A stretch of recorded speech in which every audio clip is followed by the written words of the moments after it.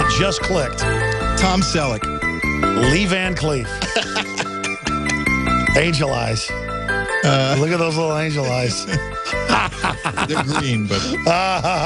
Remember that's what Tuco calls him? In The Good, the Bad, and the Ugly? You remember that? But you're good. I'm just saying you look a little bit like Lee Van Cleef. Oh, look at those little angel eyes. All right, getting serious here, ladies and gentlemen. So much is going on.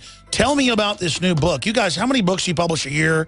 We do about 12 to 15 books a year. You know, we keep it under control that way. Otherwise, we don't have enough marketing bandwidth to make them successful. Now, this one, I thought of you. I had to bring it in because this is really inspired by what you talk about so much on the air. And Police State USA. This kind of tells it. It's very up to the moment right now on all the technology that's being used, surveillance technology, drones, the whole 9 yards. And as you say, you know, we're not heading toward a police state. We're there. And that's what this book is all about. Written by Cheryl Chumley, who works for the Washington Times, great reporter, and she did a great job with it. And you know, so it's not out yet officially. So don't try to buy this today at Amazon. Well, that's good because we sell a lot of your books at InfoWarsStore.com because they're all so good. And this one you'll love. I want to read it and I want to carry it. So I want to tell Weldon I want to have this book and I want to. Who is doing your covers, man? That has got to be one of the best covers I've ever seen. That is a very dear friend of mine, my son-in-law, who is our creative director at WND. He's world class. I think so, but I'm a little bit biased. No, I mean, I look at book covers. If I was in a bookstore. He's amazing. I think our covers stand out, you know, at any trade show you go to or anything else. Well, you've had a lot of New York Times bestsellers. The highest percentage of any publisher in the world, yeah. 10% of our books become New York Times bestsellers. That's like off the charts, okay? If you were publishing, like Regnery has a very good... You've also ghostwritten a lot of #1s. Yeah, but we don't want to talk about that. That's right. Air. No, I'm lied. It's not true. It's a conspiracy theory. You're dangerous. No. You're not only dangerous to the estate. No, you didn't tell... I've known that for years, but you didn't tell me shut up. Okay. Actually, Joseph Farah never wrote anything in his life, right?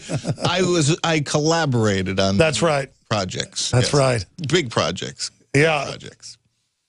Well, you know why? Because you love freedom, and freedom's popular. I mean, how could I, from Access Television, reach 15 million people a week one way or another, and fund a $10 million a year operation, literally self-taught? It's not that I'm even that good.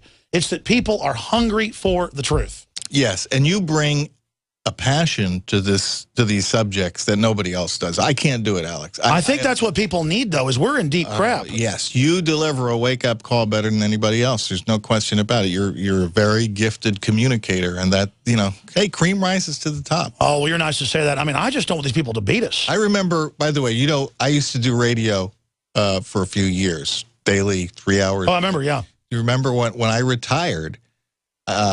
People, the affiliates were asking me, like, who are we gonna get to fill your spot? I go, hey, I don't know. I'm out of here. You worry about that. You know who filled most of those? I remember I got some of those affiliates. Thank you. And I had never really heard of you at that point because they were telling me Alex Jones. I go, Alex Jones. I don't know that guy.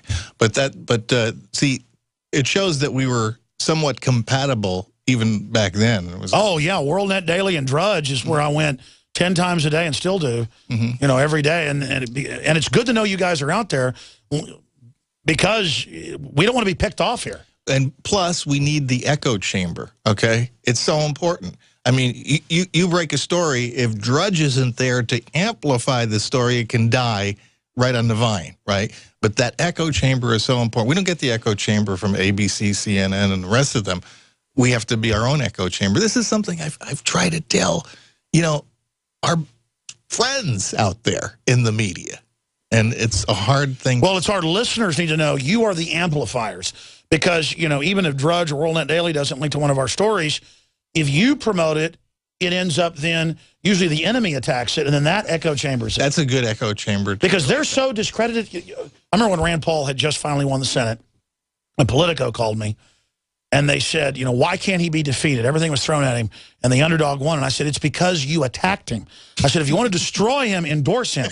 That's right. And what they don't understand is they're so discredited that when they have Nightline attack me or something, it only helps. That's right. I think that good evidence of this is what the New York Times did to Cliven Bundy.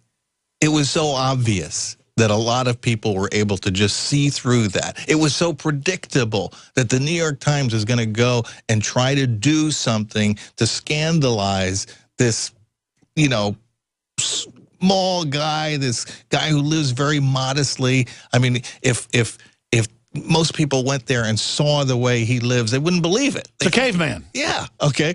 And that's what they did. But you read the story and you say, I've seen this movie before. This is what they're going to do. And it's actually a great compliment to Bundy that the New York Times saw him as such a threat that they had to kill him, politically. Right, yeah, politically. What would have happened if the owner of the Clippers would have been a Republican? That's a great question. Every Republican in America would be asked on camera to denounce him. And, of course, we see nothing like that. He's a big-time Democrat, as you know, contributed to Gray Davis, who is the reason, by the way, I moved out of California. Gray Davis is the person. Oh, he was horrible. Yeah, and a bunch of others. And so he's got a lifelong Democrat. But what else is interesting about this? The history of the Democratic Party and racism. Well, listen, every time I've been around a high-level Democrat privately, so that I'll never say anything because it's a private dinner or something, they start making racist jokes, and I'm like, I've never heard this in my life from my family, and I'm like, what? Did you just say what you just said to me? I mean, I'm being honest. Have you not found that Democrats, on average, are the ones at the higher political level that are racist? Absolutely. I mean, I'm trying to imagine, saying what this guy said. I mean, first of all, the circumstances are so seedy anyway. He's telling his girlfriend, don't bring this guy here. But the thing is, this is the NBA. These are everybody's black that's playing, and he's telling them not to bring a black to an NBA game. It's incomprehensible. I know, because I only heard like a minute of it yesterday and thought, oh, more race stuff, I don't want to hear it. And the people go, no, you better listen to it. I listened to the whole thing. It is like, it's bizarre. It sounds like it's scripted by a Saturday Night Live, writer or something. Have you ever heard libertarians or Republicans talk like that? No. I've heard, when I was a kid, I've heard family members talk like that, and they were all liberals. They were Democrats. So I think you're absolutely, and you go back, what was the Ku Klux Klan? The Democratic Party. Yeah, it was their military militia. The military arm of the Democratic Party. Why is that association gone for people today? It's not that long ago, And who was fighting against the Voting Rights Act? The Democrats. Yeah. So, I mean, it was Eisenhower and the Republicans passing all that and putting the... What party was Martin Luther King's whole family in? The Republican Party. I mean, his dad, himself, his family were all Republicans. It shows the victory of propaganda, though. Who were the first people that the Ku Klux Klan went after? Black people. Republicans. Exactly. Who were trying to arm them. Yeah. Well, no, the NRA was founded to arm blacks who were newly freed. Right. You turn on CNBC or MSNBC, they'll literally go, the NRA is the new Klan. Mm-hmm. It's literally the opposite of reality. Yes. And that's so much true of almost everything we see. By the way, since you raised that, I want to play this clip. This is the Milwaukee County Sheriff, who's black, by the way, but I don't see that. I see a good law enforcement person, a good peace officer. He says, you have a duty to protect your family, campaign ad.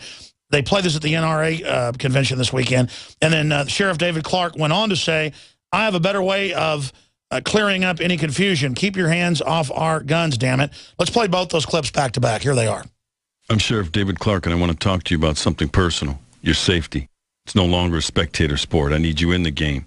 But are you ready? With officers laid off and furloughed, simply calling 911 and waiting is no longer your best option. You can beg for mercy from a violent criminal, hide under the bed, or you can fight back. But are you prepared?